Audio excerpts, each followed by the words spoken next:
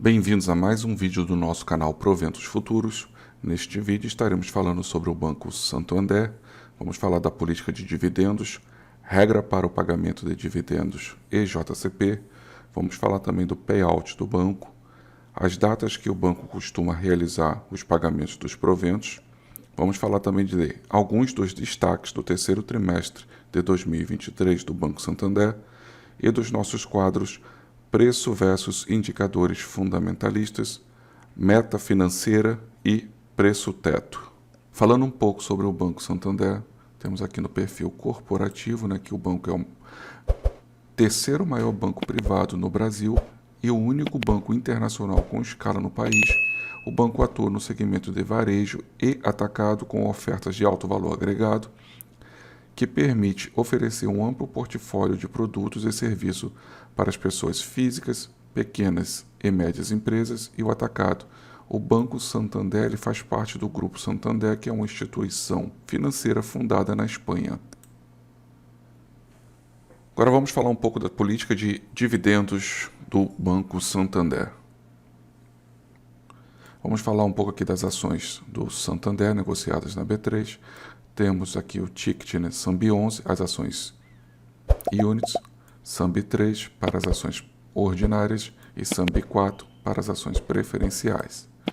Podemos verificar no Estatuto do Santander que cada ação Unit representa uma ação ordinária e uma ação preferencial.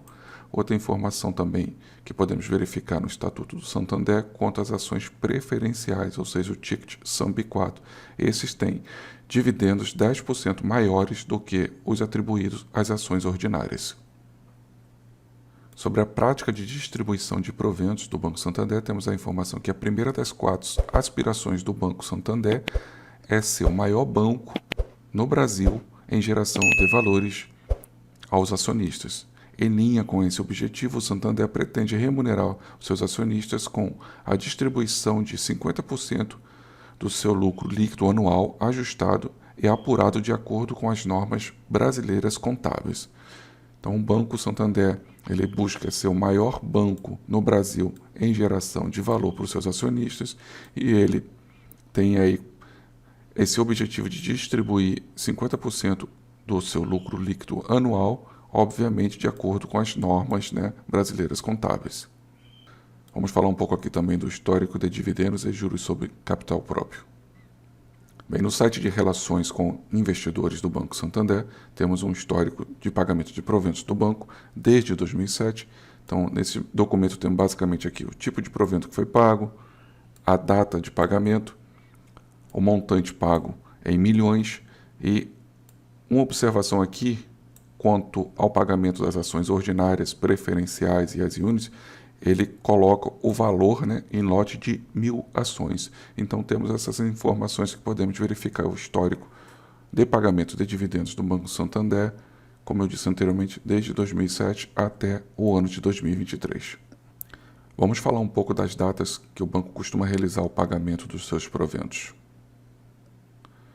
Bem, utilizando a plataforma do AGF+, a ferramenta Mapa do Dividendos Inteligente, podemos verificar os meses que o Santander normalmente costuma realizar ali o pagamento dos seus proventos.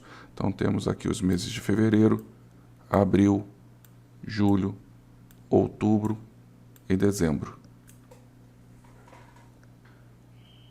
Bem, agora vamos falar um pouco aqui dos resultados do terceiro trimestre de 2023 do Banco Santander. Bem, vamos falar um pouco aqui do lucro líquido do Banco Santander, onde feita essa comparação trimestre a trimestre, o banco teve um aumento aqui de 18% do lucro líquido. Quanto ao ROAE, podemos verificar aqui essa comparação trimestre a trimestre, onde o banco teve um aumento de 1,9 pontos percentuais de aumento, tendo o seu ROAE de 13,1%. Bem, falando aqui um pouco sobre o índice de cobertura acima de 90 dias. Então, basicamente, temos que compreender que esse indicador é utilizado para medir a inadimplência. Então, o que seria basicamente essa informação? Nada mais é do que a relação de quanto o banco reservou de provisão de crédito para arcar com as perdas dos seus créditos em atraso. Assim, quanto maior o índice de cobertura, mais preparado o banco vai estar para o impacto da inadimplência futura. Então, podemos verificar aqui que no terceiro trimestre de 2023, o banco tem esse índice em 230%, comparando com setembro de 2022, esse dado, esse indicador estava em 226%.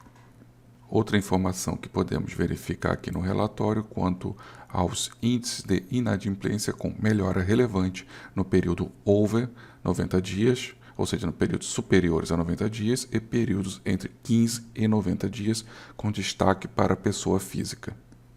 Falando um pouco aqui dos resultados do Santander, quanto à margem financeira bruta, uma verificação aqui dos 9 primeiros meses de 22 com os 9 primeiros meses de 23, o banco teve um aumento de 2,1%. Quanto à receita total, o banco teve um aumento de 2,3%. Um ponto para se destacar aqui é quanto ao resultado de PDD, ou seja, o quanto o banco colocou de provisões para os devedores duvidosos. Então, esse valor foi de 10,8%.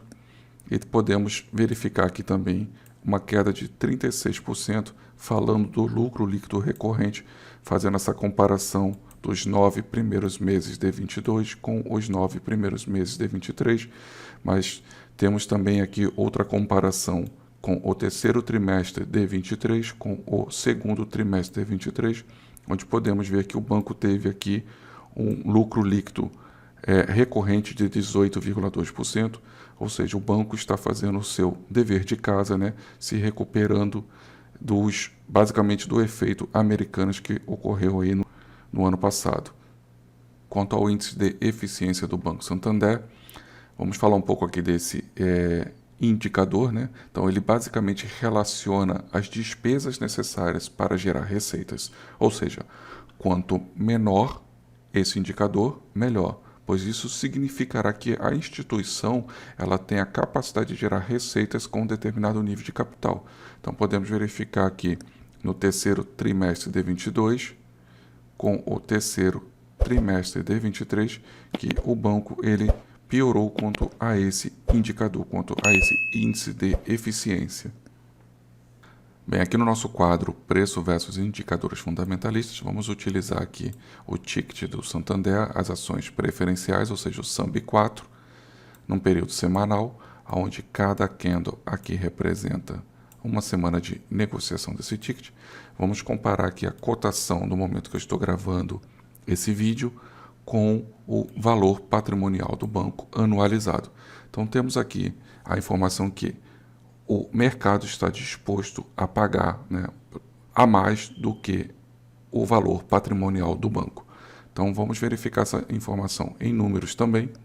Então, podemos ter essa informação tanto graficamente, tal como verificamos, quanto também expressando em valores numéricos. Então, temos aqui o valor de mercado, está considerando a cotação no momento que eu estou gravando esse vídeo, em 121 bilhões de reais e o patrimônio líquido do banco em 113 bilhões de reais.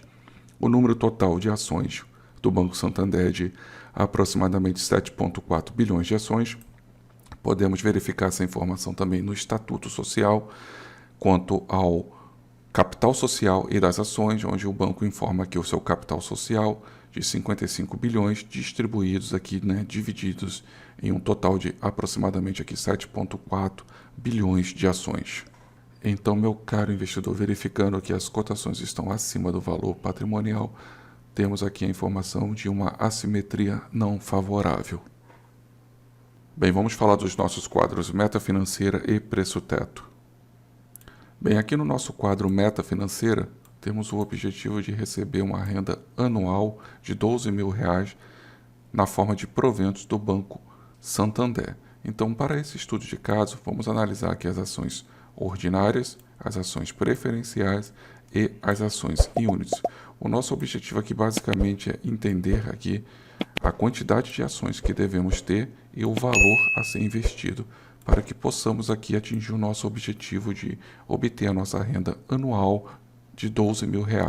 Então vamos lá, considerando aqui as ações ordinárias do Banco Santander, o SAMB3, no momento que estou gravando esse vídeo, as ações cotadas a R$ 14,48.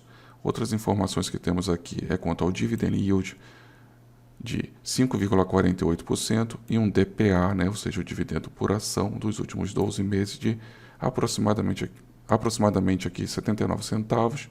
Então, para que possamos atingir aqui a nossa meta aqui de R$ 12.000 na forma de proventos, precisaremos ter um total de aproximado aqui de 15.111 ações do Banco Santander, as ações ordinárias, e teremos que investir aqui um total aproximado de R$ 218.000. Então, seguindo esse mesmo racional aqui, para as ações preferenciais, cotadas a R$ 16,20, com um DPA ligeiramente superior, porque verificamos anteriormente que as ações preferenciais elas recebem ali 10% a mais de dividendos comparados com as ações ordinárias. Então, o DPA da SAMB4 está em aproximadamente aqui 87 centavos. Então, podemos verificar que precisaremos de um número menor de ações, comparado com as ações ordinárias. Então, para as ações preferenciais, precisaríamos aqui de aproximadamente de 13.738 ações e teríamos que investir aqui um valor aproximado de R$ 222.000. Agora, fazendo esse estudo de caso para as ações e units do Santander, cotadas aqui a R$ 30,73, podemos verificar que o DPA dessas ações, ou seja, o dividendo por ação das ações e units é de aproximado aqui R$ 1,66. Lembrando que cada unit corresponde a uma ação ordinária e uma ação preferencial, e dessa forma a quantidade de ações que precisaríamos ter para atingir o nosso objetivo seria de aproximado aqui 7.196 ações, e teríamos que investir aqui um total de aproximadamente R$ 221.000. Então, pessoal, basicamente o que precisamos entender aqui nesse quadro é como chegar a esse resultado do número de ações. Então, se temos aqui o nosso objetivo, a nossa meta dividido pelo DPA, o resultado dessa divisão vai ser a quantidade de ações que precisamos ter.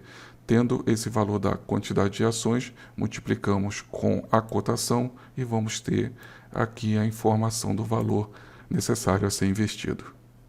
No nosso quadro preço-teto, vamos considerar aqui o DPA dos últimos 12 meses.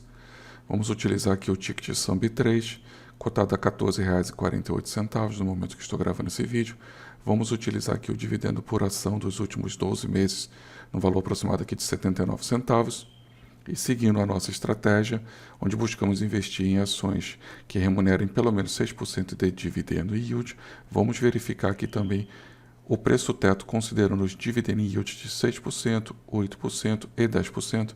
Então, para um dividend yield de 10%, teríamos como preço-teto o valor de R$ 7,94.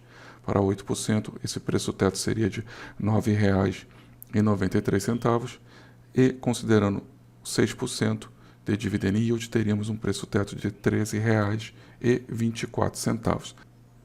Então, considerando aqui nesse estudo de caso que estamos fazendo o ticket SAMB3 cotado a R$ 14,48, podemos verificar que ele está acima do nosso requisito mínimo, que é receber um dividend yield de 6% ao ano.